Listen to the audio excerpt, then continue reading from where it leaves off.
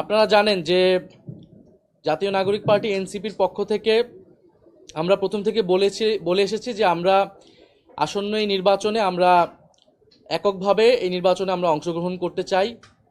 আমরা ৩০০ আসনে প্রার্থী দিতে চাই এবং সে অনুযায়ী আমাদের প্রস্তুতি এবং পরিকল্পনা চলছিল। আমরা সারা দেশ থেকে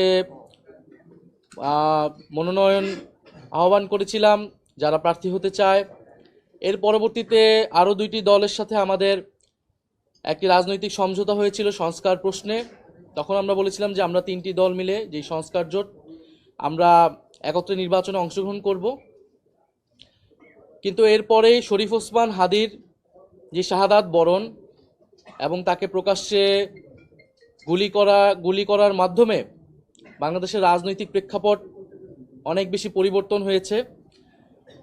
এই হত্যাকাণ্ড, এই শাহাদাত বরণের মধ্য দিয়ে আমরা বুঝতে পারছি যে বাংলাদেশে যে আধিপত্যবাদী আগ্রাসনী শক্তি তারা এখনও কার্যকর রয়েছে।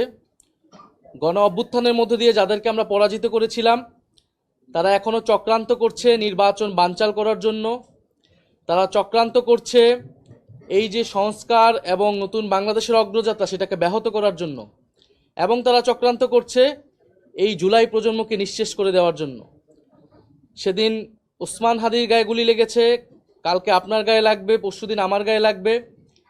কারণ প্রথম এবং প্রধান টার্গেট করা হচ্ছে এই জুলাই গণ অভ্যুত্থানে যারা অংশগ্রহণ করেছে সারা দেশের তরুণরা, নাগরিকরা, শহীদ পরিবার, যারা আহত যোদ্ধা রয়েছে।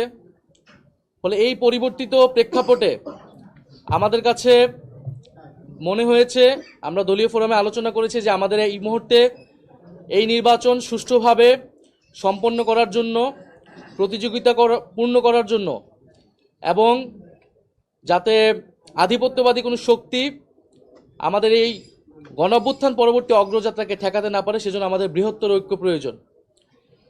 সেই তাগিদ থেকেই আমরা জামাতে ইসলামী এবং তাদের যে সমমনা ৮ দল রয়েছে তাদের সাথে আমরা কথা বলেছি এবং তাদের যে নির্বাচনী সমঝোতা জাতীয় নাগরিক পার্টি এনসিপি সেই নির্বাচনী সমঝোতায় সম্মত হয়েছে। আমরা জাতীয় নাগরিক পার্টি এনসিপি এবং এই সমমনা ৮ দলের সাথে আমরা একত্রে নির্বাচনে অংশগ্রহণ করব বলে আমরা সিদ্ধান্ত নিয়েছি।